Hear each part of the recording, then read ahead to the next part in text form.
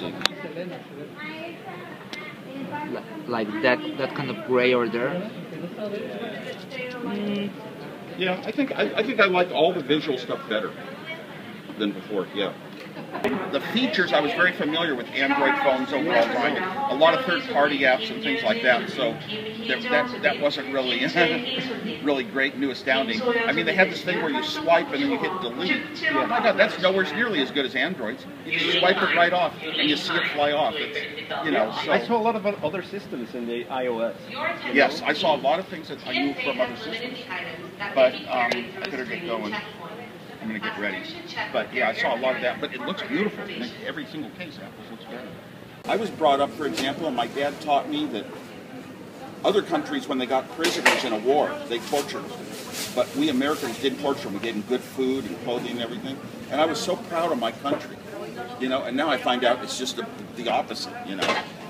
And I just wish all these things I taught about the Constitution that made us so good as people, they're kind of nothing. They all dissolved with the Patriot Act. You know, and there's just all these laws that say we can just sort of secretly call anything terrorism and do anything we want without all these rights of courts to get in and say we're doing the wrong things. There's not even a free open court anymore. And I read the Constitution, I don't know how all this stuff got happened. It's so clear what the Constitution says. Extremely clear in the Bill of Rights.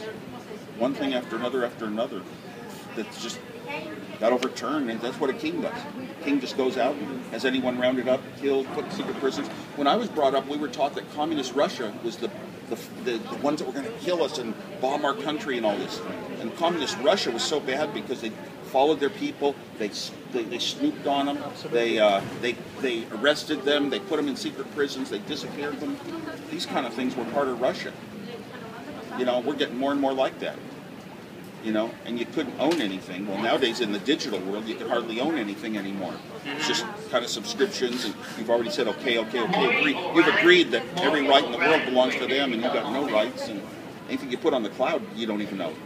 You don't own it. You've signed away all the rights to it. If it disappears, if they decide to deliberately, they don't like you and cut off, you've lost all your photographs of your life or something.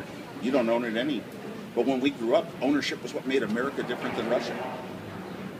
So yeah, I get disturbed at these things that are going on. Like the common people see it this way also? The common people? Like like all the Americans are because the rights of man was a process that took hundreds of years starting in Europe, and it was largely rights of accused people and how governments couldn't just grab anyone they wanted, couldn't use their own will, had to be open in courts. That got developed over hundreds of years by pretty much intellectuals, high-thinking people that were kind of like philosophies of why humans should be treated a certain way. Sometimes there were very wrong acts that the peoples were trying to correct that were obvious, but the common people, I don't even think about that.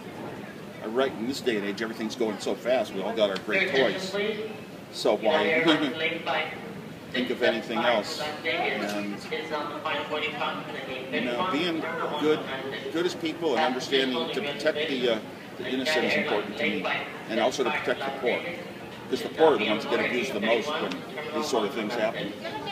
You look at the guy that just turned over the information on what the NSA program was. He said that anyone like him sitting at a terminal could instantly go and grab all the data of anyone they felt like, with no courts, no inspection, no warrants, nobody having to approve it. That means there's 1,000 people in the CIA that could just sit and whoever they want to go look at it. Could even be an ex-girlfriend, you know, and pull up everything. Yeah, no, that sort of structure is wrong, you know. But the trouble is it comes from the top.